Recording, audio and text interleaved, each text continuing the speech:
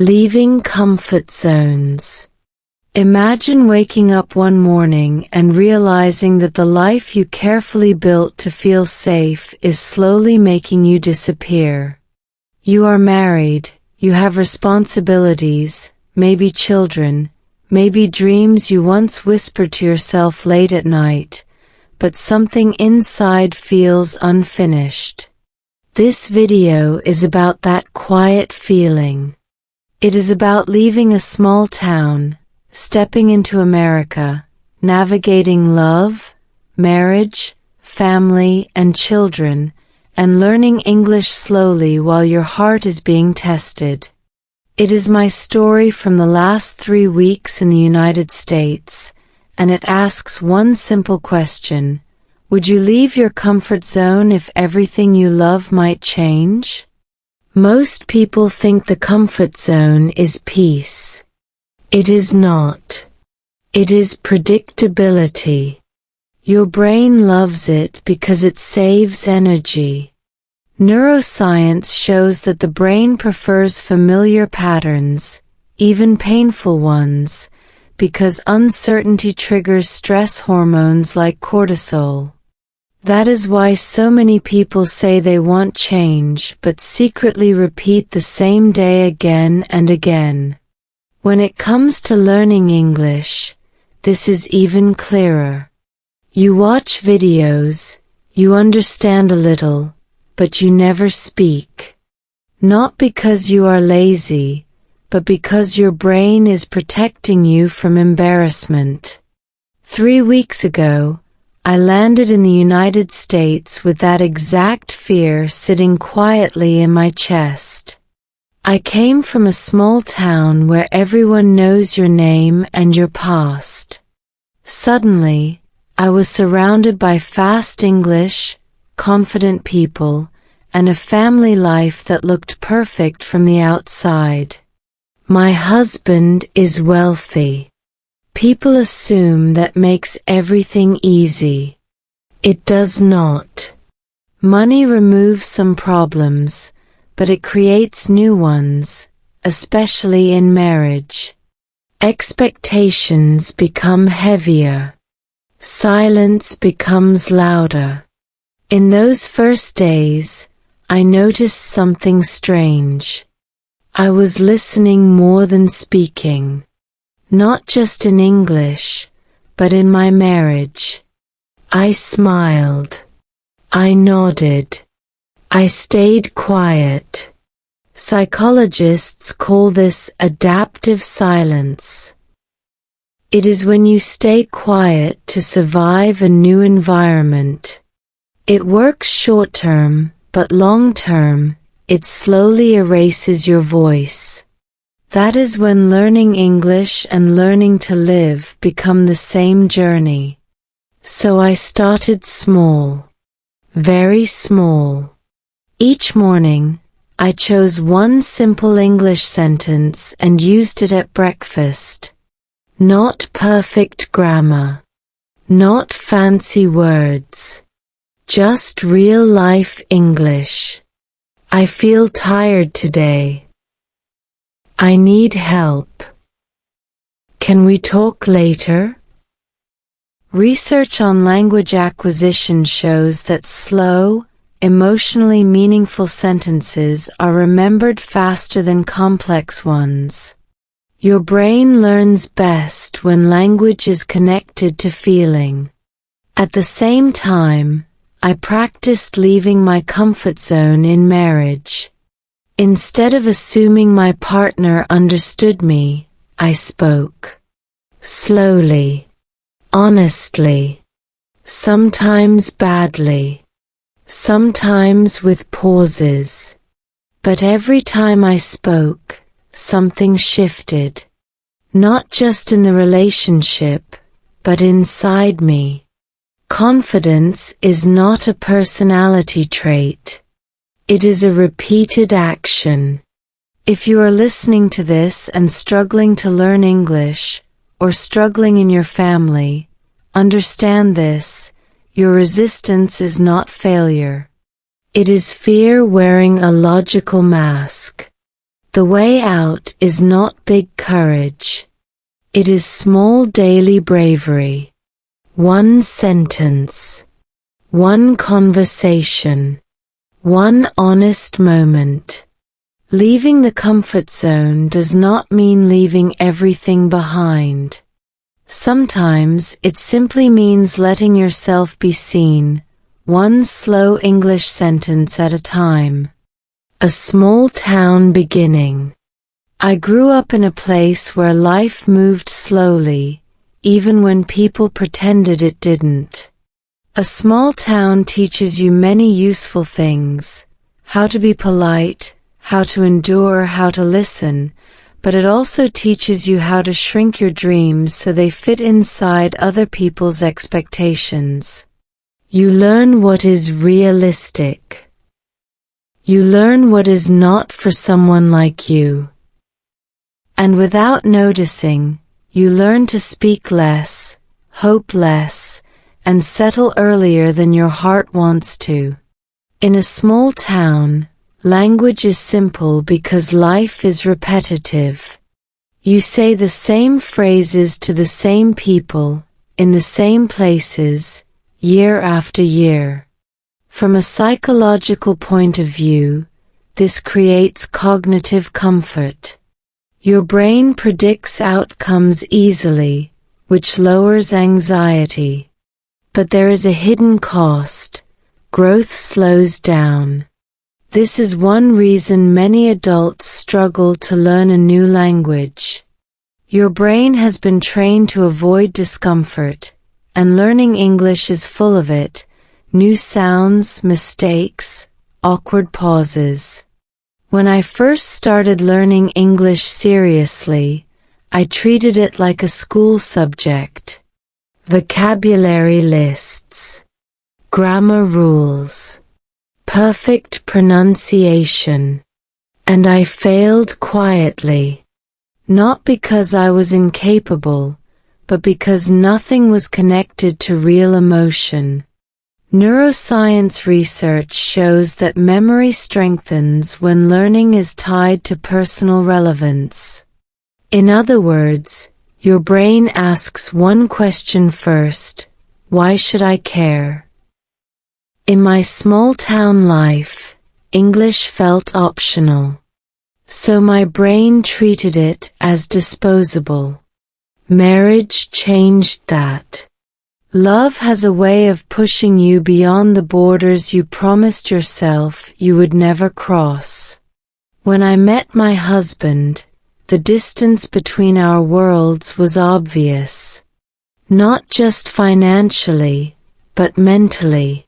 He was used to fast decisions, direct speech, and emotional clarity.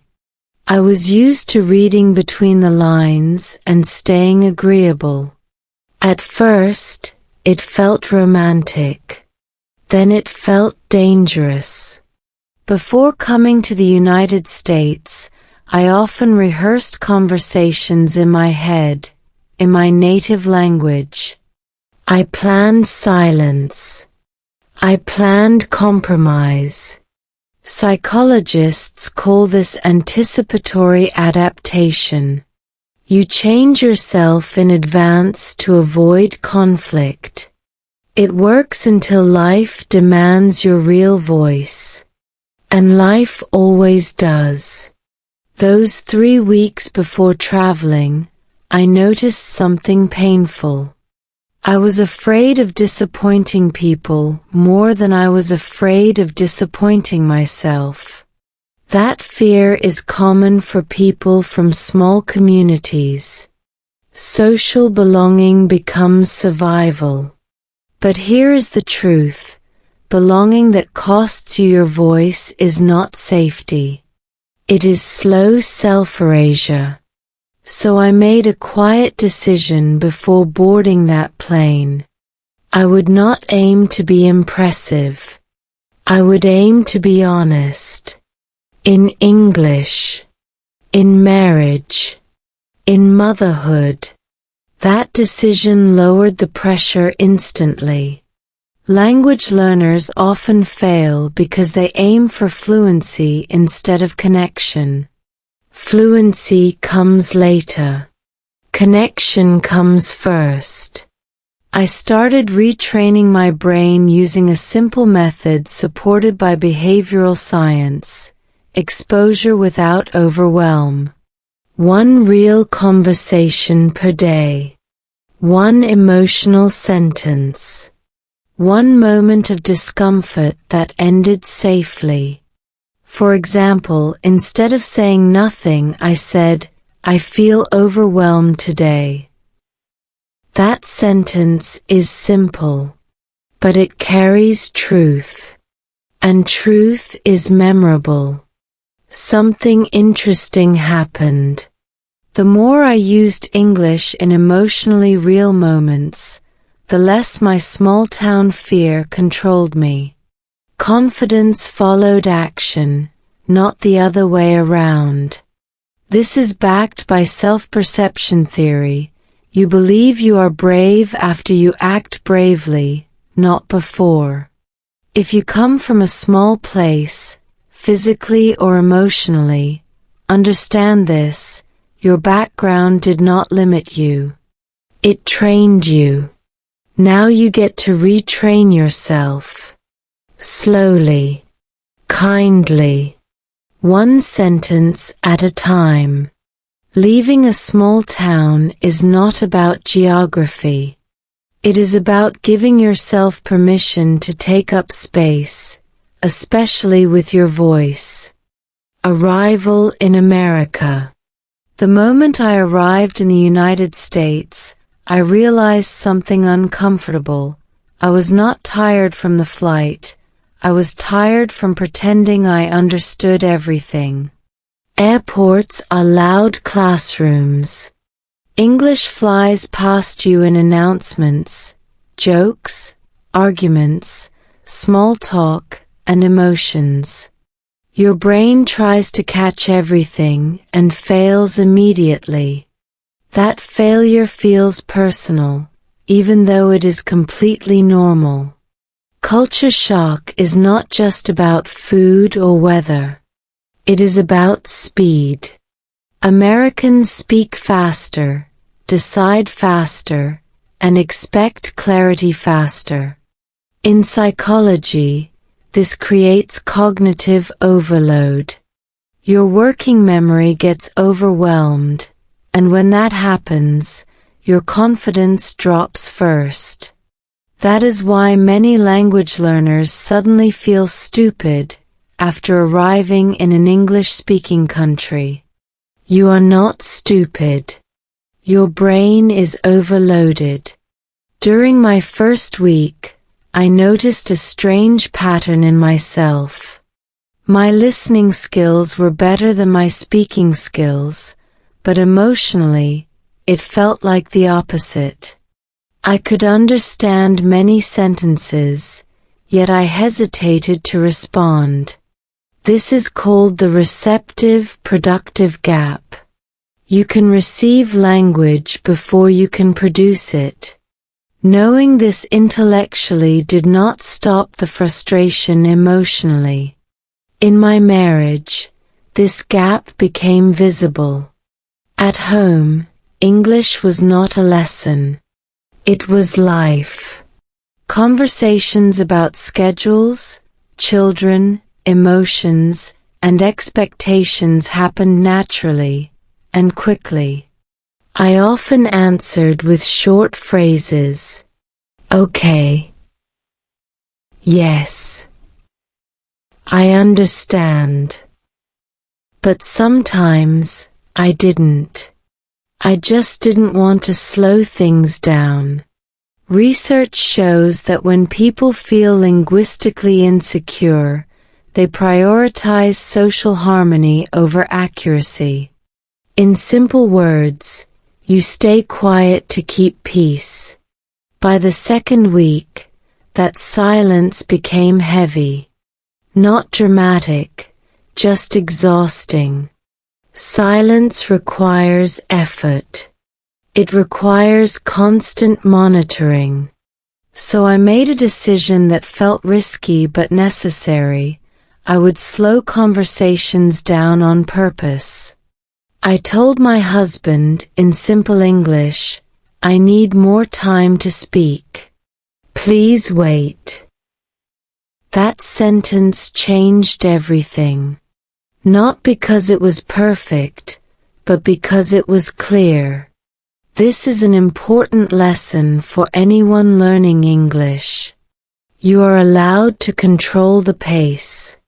Language learning is not about keeping up. It is about staying present. Studies in adult language acquisition confirm that slower speech with emotional relevance improves retention and reduces anxiety. Speed impresses people. Slowness builds skill. I also changed how I practiced English outside conversations. Instead of watching random videos, I listened to short clips connected to my daily life. Parenting advice, family conversations, relationship topics. When language mirrors your real problems, your brain pays attention. This is called contextual learning, and it is far more effective than memorization. America, during those weeks, felt less like a dream and more like a mirror. It reflected my habits clearly. Avoidance, overpoliteness, fear of being inconvenient. None of these were language problems. They were emotional ones. Learning English simply exposed them. Interestingly, my children adapted faster than I did. Their brains were flexible. They spoke without fear. Linguists explain this through affective filter theory. Children have a lower emotional filter. They do not protect their ego the way adults do. Watching them reminded me of something important. Mistakes are not dangerous. Avoidance is. So I started copying my children, not their vocabulary, but their courage. I spoke even when unsure. I asked for repetition. I laughed at my mistakes.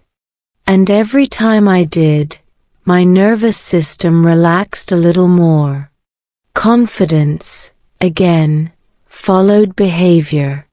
Arriving in America did not magically improve my English. It forced me to confront myself. And that confrontation, while uncomfortable, was exactly what I needed. Growth does not come from new places alone.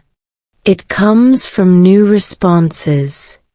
If you feel overwhelmed listening to English, remember this: your brain is not failing.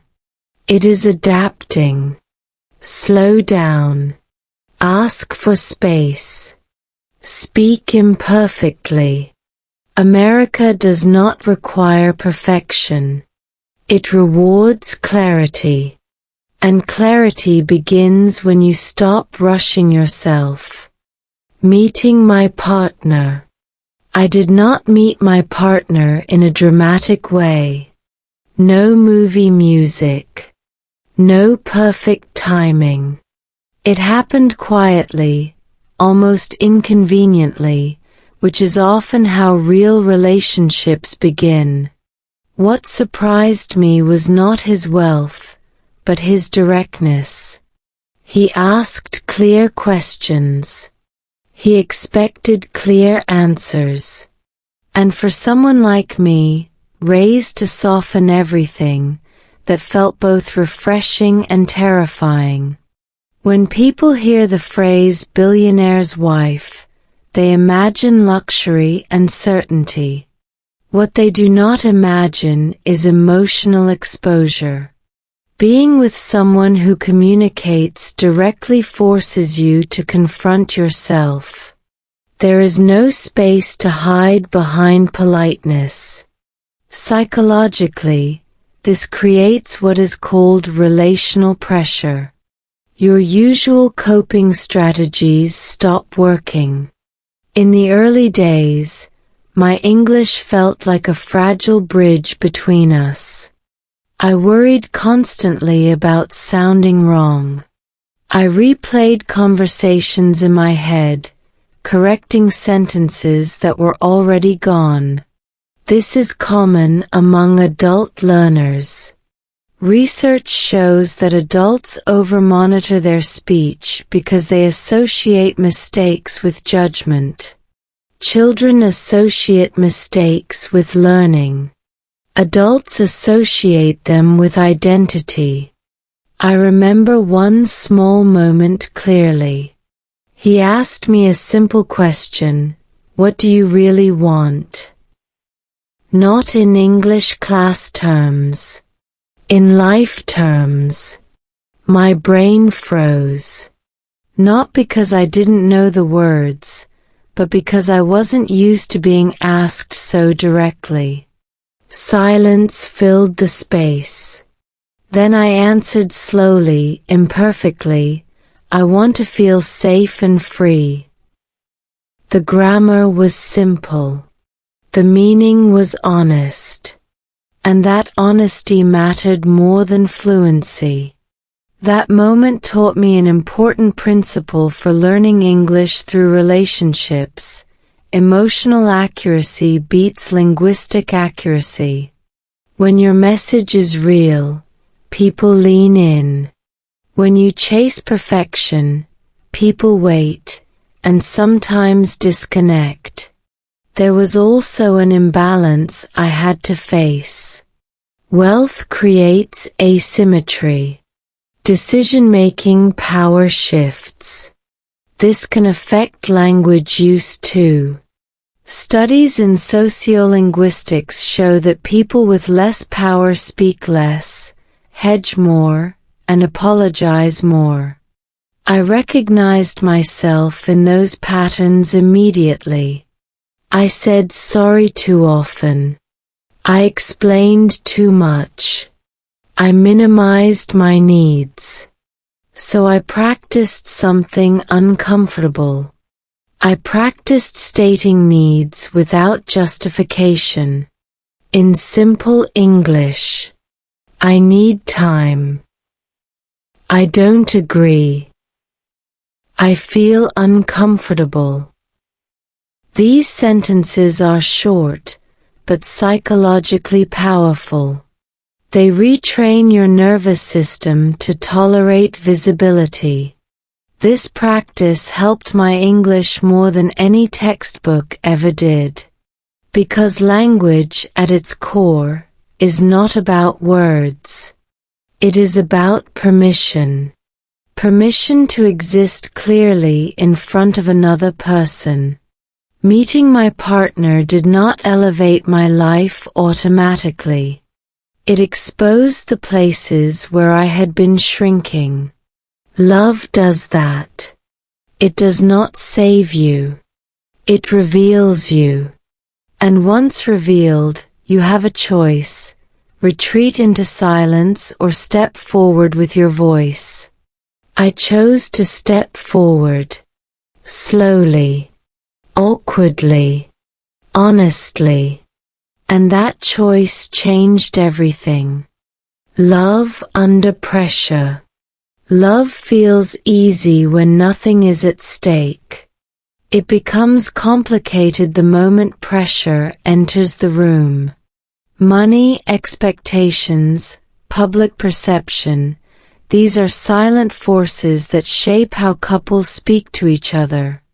In my case, love under pressure revealed something uncomfortable. I was afraid to be too much. Too emotional. Too slow. Too imperfect in English. Psychology calls this self-silencing. It happens when you suppress your needs to preserve a relationship. Research shows that self-silencing increases anxiety and reduces relationship satisfaction over time.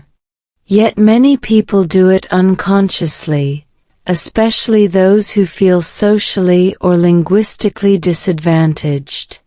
If you are learning English, this pressure doubles. You are not only choosing your emotions, you are choosing your words carefully. During my second week in the US, this pressure peaked. Family discussions moved quickly. Plans were made. Decisions assumed. I nodded along, telling myself I would adapt. But adaptation without voice is submission. And submission breeds resentment quietly. One evening, something small broke the pattern. I was asked a question at dinner, simple, casual. I did not understand it fully.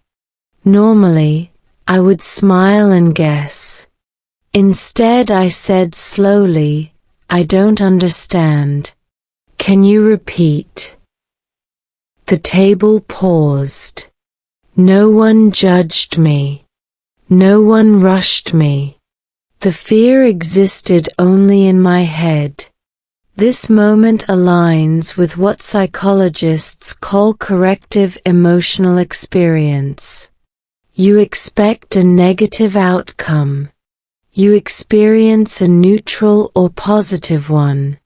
Your brain updates its beliefs. After that, speaking becomes less threatening. This is how confidence is built, through disconfirmed fears.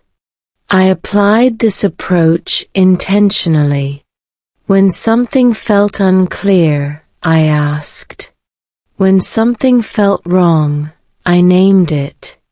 Not dramatically, just clearly. Research on healthy communication confirms that clarity reduces conflict more effectively than emotional suppression. Silence does not keep peace. It delays explosion. I also noticed how stress affected my English. Under pressure, my vocabulary shrank. My sentences shortened. This is normal. Stress reduces access to language centers in the brain. Knowing this helped me stop blaming myself. Instead of forcing complex speech, I focused on rhythm and tone. Calm voice. Slow pace. Simple structure. Love under pressure taught me a powerful lesson. The goal is not to sound smart. The goal is to be understood. When you prioritize understanding, language becomes a tool instead of a test. I stopped trying to perform and started trying to connect.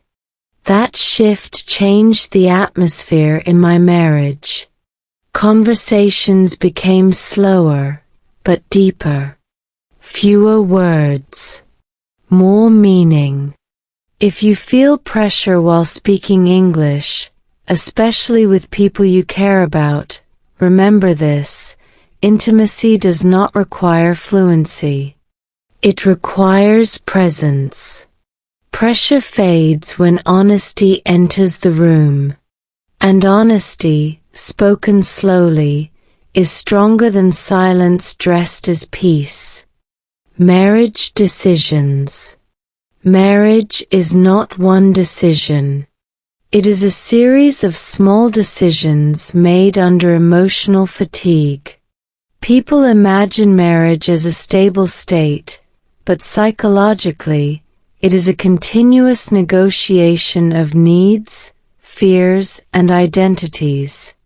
When language is added as a barrier, every decision feels heavier, because misunderstanding is always nearby.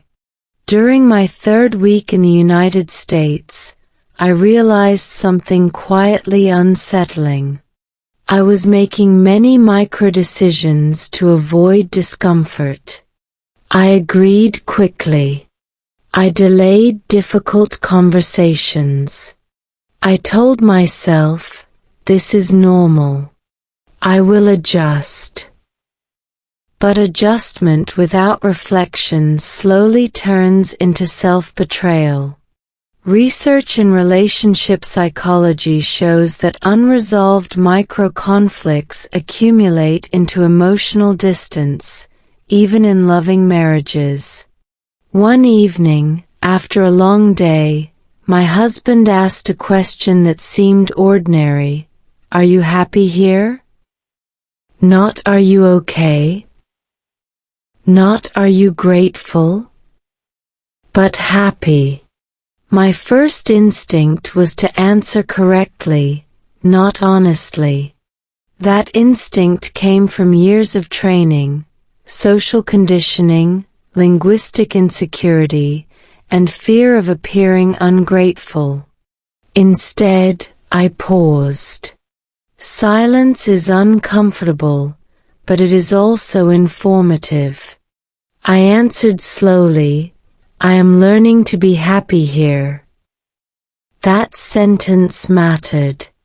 It acknowledged effort without pretending completion.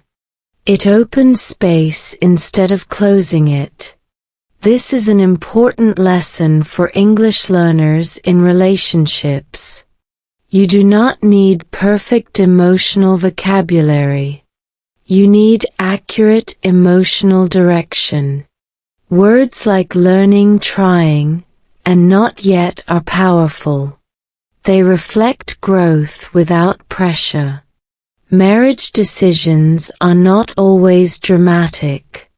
Sometimes, the most important decision is choosing not to disappear. I decided to stop answering automatically. I decided to ask for clarification when I felt confused, emotionally and linguistically. What do you mean? Can we talk about this later? These sentences protect relationships more than silence ever could. Cognitive psychology explains this well. When your brain feels safe, it processes language better. When you suppress yourself, your nervous system stays in threat mode. That is why honest communication, even imperfect, improves both marriage and language learning simultaneously. I also learned to separate gratitude from obedience. You can be thankful and still speak. You can love someone and still disagree. This distinction is crucial, especially when power dynamics, financial or cultural, are present. Healthy marriages require two visible people, not one voice and one shadow.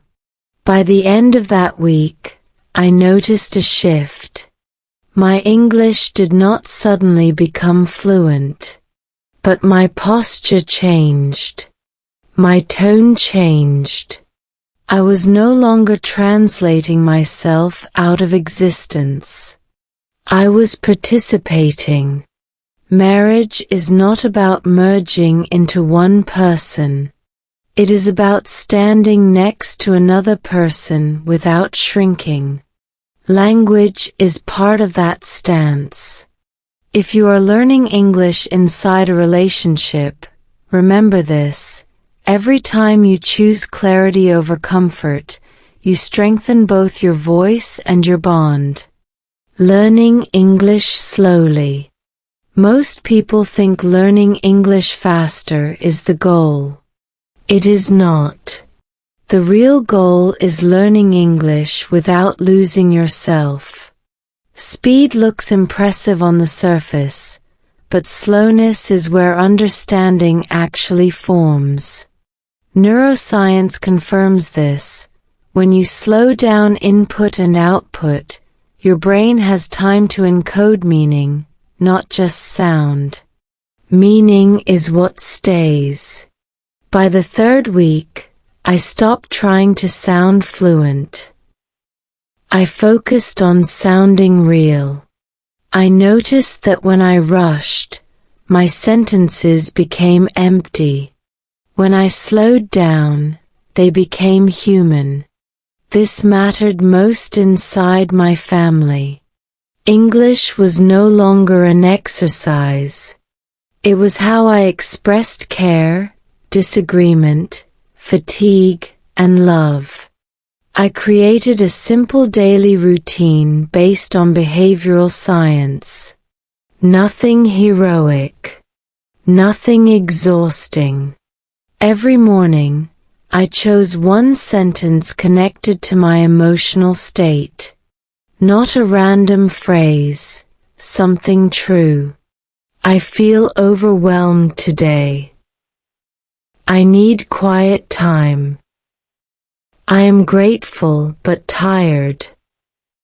I repeated it out loud. I used it in context. Repetition with relevance strengthens neural pathways faster than repetition alone. Listening practice also changed. I stopped listening for every word. Instead, I listened for intention. Tone. Emotion. Key verbs. Linguists call this top-down processing. Your brain fills in gaps when it understands the situation. This reduces anxiety and improves comprehension naturally. Children do this instinctively. Adults have to relearn it. Reading became slower too, but deeper. I read short texts related to family life, relationships, and parenting. I read them out loud. Speaking activates different brain regions than silent reading. Studies show that reading aloud improves pronunciation, memory, and confidence simultaneously. It felt awkward at first. Then it felt grounding. The most powerful practice, however, happened during ordinary moments. Cooking, driving, putting children to bed. I narrated small actions in English. I am cutting vegetables. We need to leave soon. Simple sentences train fluency better than complex ones because they are repeatable. Fluency grows from familiarity, not difficulty. Emotionally, something shifted. English stopped feeling like a test. It became a bridge. I laughed more. I corrected myself less harshly. Self-compassion matters in language learning. Research consistently shows that learners who forgive mistakes progress faster than those who punish themselves. If you are struggling with English, ask yourself this: are you trying to be fast, or are you trying to be understood? One builds ego. The other builds skill. Learning English slowly is not a weakness. It is a strategy. A sustainable one. Especially when your life is already full, with love, marriage, children, and responsibility. Slow language allows deep life to speak. Becoming a mother. Becoming a mother does not arrive with a clear instruction manual. It arrives as a permanent shift in how your mind processes the world. Suddenly, every sound matters. Every pause feels loaded. And language, especially when it is not your first language, stops being about self-expression and becomes about survival, protection, and connection. In the United States, motherhood felt amplified. Schools, Doctors, schedules, and social expectations all required English. Not advanced English. Practical English. Emotional English. The kind of English that shows up when a child is tired, confused, or afraid. Linguists call this functional language use, and it is one of the fastest ways adults actually learn a language, because the stakes are real. I noticed that my children did not fear English the way I did. They asked questions without apologizing. They repeated words until they were understood. They corrected adults without embarrassment. Developmental psychology explains this clearly. Children have not yet linked language performance to self-worth. Adults have. That link is what slows us down. Motherhood forced me to break that link. When your child looks at you for clarity, you do not have the luxury of self-doubt. You speak. You gesture. You adapt. And you learn in the process. My English improved not because I studied more, but because I hesitated less. There were moments that tested me deeply. Doctor appointments. School meetings. Emotional conversations about belonging. I did not always have the right words. Sometimes I used the wrong tense. Sometimes I simplified too much. But something interesting happened. People responded to intention, not perfection. Social psychology research confirms this. Listeners prioritize emotional coherence over grammatical accuracy when meaning matters. At home, I practiced English through routine. Bedtime stories. Morning instructions. Gentle corrections. These moments created repetition without boredom. Repetition with care is powerful. It builds fluency quietly. I also read children's books out loud, not for them but for me. Children's language is clear, rhythmic, and emotionally grounded. It is ideal input for adult learners who want confidence, not complexity. Emotionally, motherhood softened my relationship with mistakes. When my child mispronounced a word, I smiled. I repeated it gently. I realized I had never offered myself that same kindness. Self-compassion is not just emotional, it is neurological. Studies show that reduced self-criticism lowers stress responses, which improves learning capacity. Motherhood also reframed success. Success was no longer sounding intelligent. It was being understood, being present, being reliable. Language became a tool of care, not comparison. If you are learning English and feel ashamed of your pace, remember this: growth happens fastest when you stop performing and start serving. Speak to connect. Speak to care. Speak even when your voice shakes. Motherhood taught me that love does not wait for fluency. It moves with whatever words you have. Family conflicts. Family conflict rarely arrives as an explosion. More often, it shows up as tension in the air, as sentences that sound normal but feel sharp, as pauses that last a little too long. When you live inside a second language, these moments feel heavier because you are never fully sure what you missed. A word. a tone, a cultural signal. That uncertainty alone can create anxiety. In my family, conflicts were not about shouting or anger.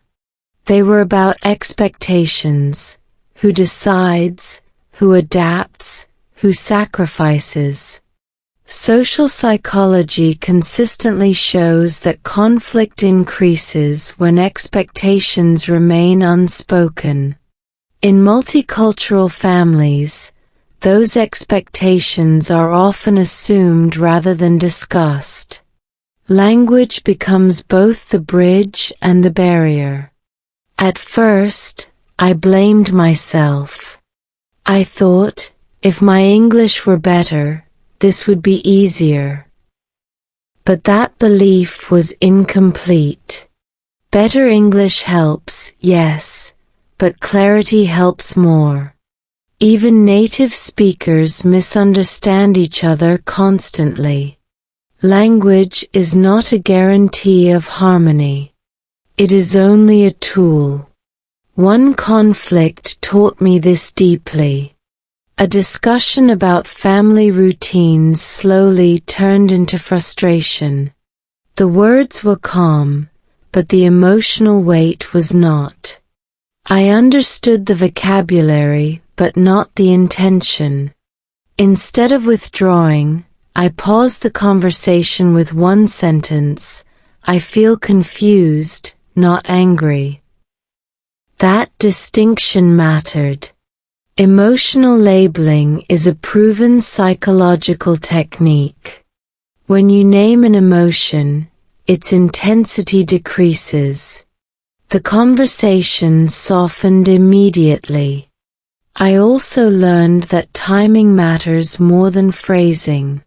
When emotions are high, comprehension drops. Neuroscience explains this through the amygdala response. When the brain senses threat, language processing shuts down. So I stopped trying to resolve everything immediately. I learned to say, "Can we talk later?" That sentence protects relationships and improves outcomes. Practically, I trained myself to handle conflict in English using 3 steps. First, state your emotional position simply. Second, ask for clarification. Third, confirm understanding. These steps slow the conversation and reduce misunderstanding. They also improve language skills naturally through repetition and structure. Over time, I stopped seeing conflict as failure. I saw it as feedback. Families argue because they care. Silence is more dangerous than disagreement. This shift reduced my fear of speaking. I no longer needed to be perfect. I needed to be present. If you fear English in emotional moments, remember this. Conflict does not require advanced vocabulary. It requires honesty, timing, and patience. Speak slowly. Ask clearly. And allow space for misunderstanding without shame. Family conflict is not the opposite of love. Avoidance is. Inner growth. Inner growth does not arrive as a sudden transformation. It unfolds slowly, almost invisibly, through repeated moments when you choose not to retreat.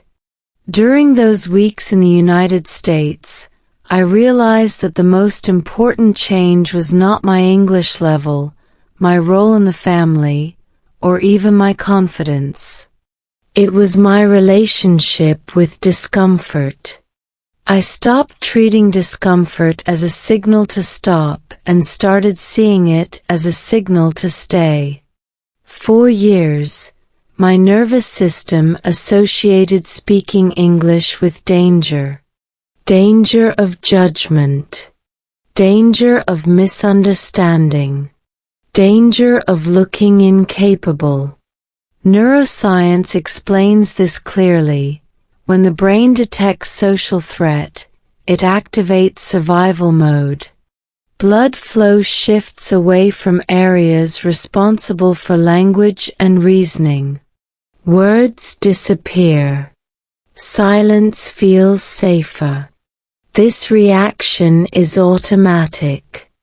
It is not weakness. It is biology.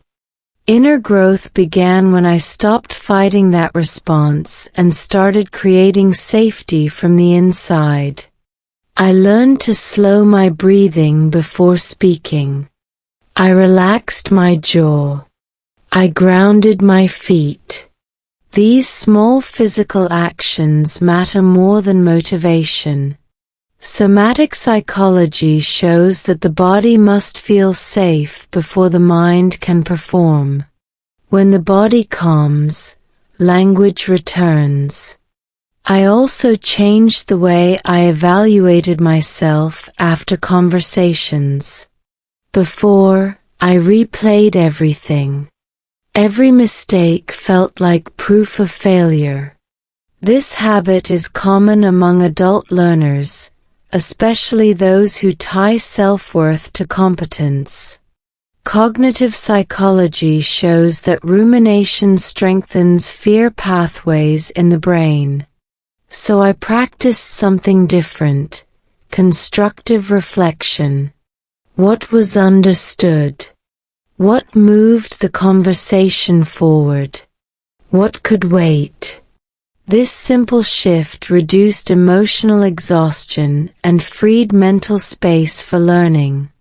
Another layer of inner growth was learning to tolerate being seen imperfectly. I stopped trying to manage other people's impressions. Impression management is exhausting.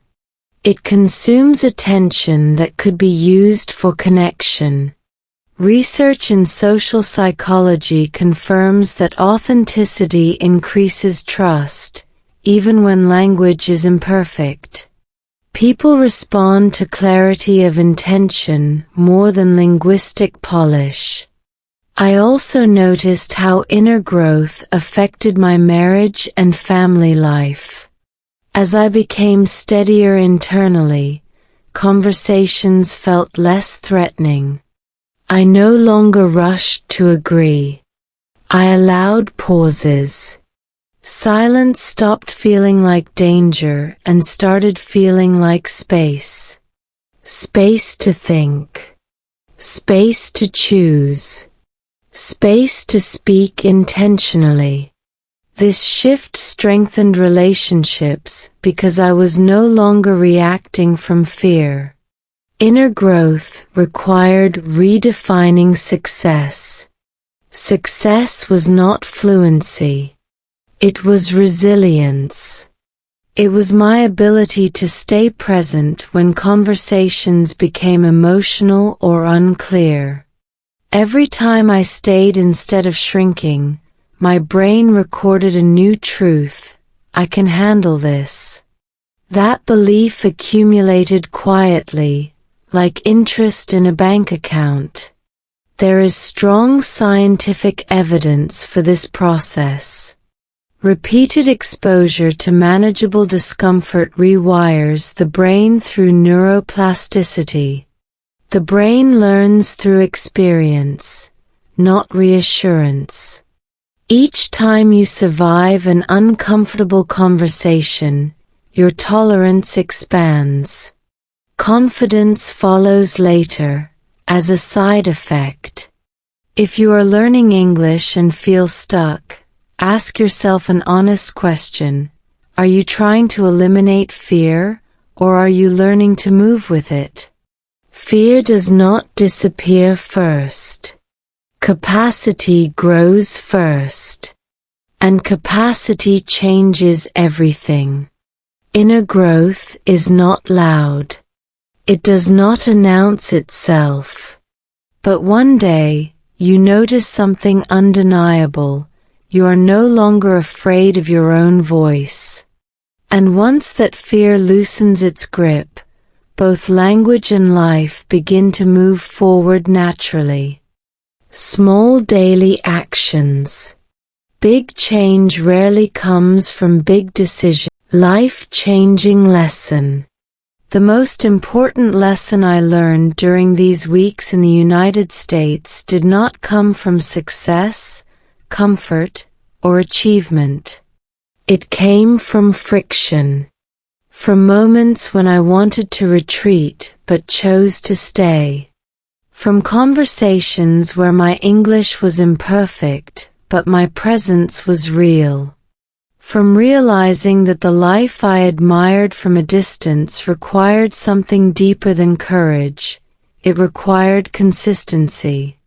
For a long time, I believed that leaving the comfort zone meant making one big, dramatic decision. Moving countries. Changing status. Becoming someone new. But psychology tells a different story. Real change happens through repeated exposure to manageable discomfort. Not shock. Not pressure. Just small, survivable steps that slowly expand your capacity. This applies directly to learning English.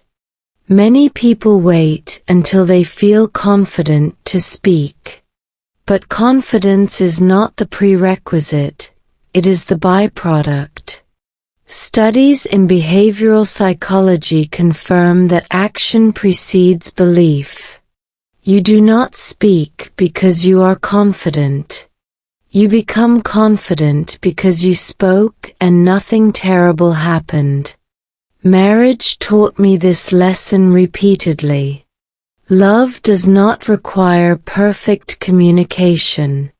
It requires repair. Misunderstandings are inevitable, especially across languages and cultures. What matters is your willingness to return to the conversation, to clarify, to say, "This is what I meant," or "This is how I felt." Each repair strengthens trust more than flawless speech ever could. Motherhood reinforced this truth further. Children do not wait for you to be ready. They need you now. They need your voice, your tone, your presence. They do not care if your sentence structure is perfect. They care if you are emotionally available. This reframed language for me completely. English stopped being something I had to master before living. It became something I used while living. From a neurological perspective, this is powerful. The brain learns fastest when language is embedded in meaningful action. Emotion, responsibility, and connection activate memory systems more deeply than abstract study. This is why real-life English, used imperfectly but consistently, beats textbook perfection every time. The life-changing lesson, then, is not about English at all. It is about permission. Permission to be unfinished. Permission to speak before you feel ready. Permission to grow without an audience applauding you. When you grant yourself this permission, everything accelerates: language learning, emotional growth, relationships. Leaving the comfort zone does not mean abandoning who you are. It means expanding who you allow yourself to be. You do not lose safety, you redefine it. Safety becomes your ability to adapt, not your ability to avoid. If you are listening to this while feeling stuck in learning English, stuck in a relationship, stuck in a version of yourself that feels too small, remember this: nothing changes all at once. But everything changes gradually when you stop waiting for the right feeling and start choosing the right action. One sentence spoken honestly. One question asked clearly. One moment where you stay instead of disappear. These are not small things. They are the building blocks of a different life. So would you leave your comfort zone? Not in one leap, but in one step, then another, slowly, consistently, kindly. That is how real change happens. Some stories are not meant to end neatly. They are meant to leave a quiet echo, one that follows you long after the video ends. When I look back at these past weeks in the United States, I realize something uncomfortable but honest. The hardest part was never the language, the marriage, the children, or even the pressure of becoming someone new. The hardest part was learning how to stay present when my old self kept whispering, "You don't belong here." Maybe that voice sounds familiar to you. Because this channel is not really about English. English is just the doorway. What we are truly practicing here is courage. Slow, imperfect, sometimes awkward courage. Courage to speak when your accent feels heavy. Courage to listen when your heart is tired. Courage to stay when leaving would be easier. In the next videos, I will take you deeper into the parts of this journey I haven't shared yet. The arguments behind closed doors. The silent moments with my children when words failed me. And the unexpected truths I discovered about love, power, and identity. You might think you know where this story is going. Most people do. But the next chapter is not about wealth, status, or fairy tales. It's about the moment I almost chose comfort over growth, and what stopped me. If you are learning English slowly, painfully, honestly, if you feel stuck between who you were and who you are becoming, if you are afraid that it might already be too late for change, then stay with me. Subscribe to continue this journey together. Like this video so it reaches someone who needs it. Comment below, what is one comfort zone you know you must leave, but haven't yet? This story is far from over, and the next part may change how you see your own voice.